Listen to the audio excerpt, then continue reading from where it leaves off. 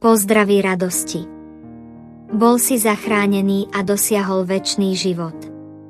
Áno, potrebuješ byť zachránený a si správna osoba, ktorá má počuť túto správu.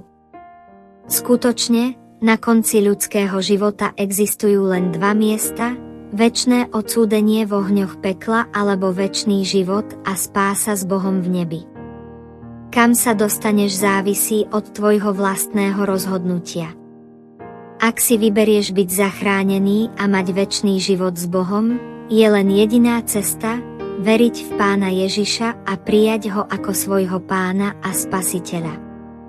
Ak dnes rozhodneš veriť v Pána Ježiša, potom je spása tvoja. Prosím, povedz tieto slová so srdcom plným úprimnosti. Pane Ježiš, dnes verím a prijímam ťa ako svojho Pána a Spasiteľa. Verím, že tvoja smrť na kríži vykúpila všetky moje hriechy. Vstúp do môjho srdca a viedz môj život na tvojej spravodlivej ceste. Amen. Ak to povieš úprimne a s hlbokou vážnosťou v srdci, potom si dnes dostal spásu večného života a Otec v nebi ťa s radosťou vítá, čo znamená, že tvoje meno je už zapísané v knihe života v kráľovstve nebies.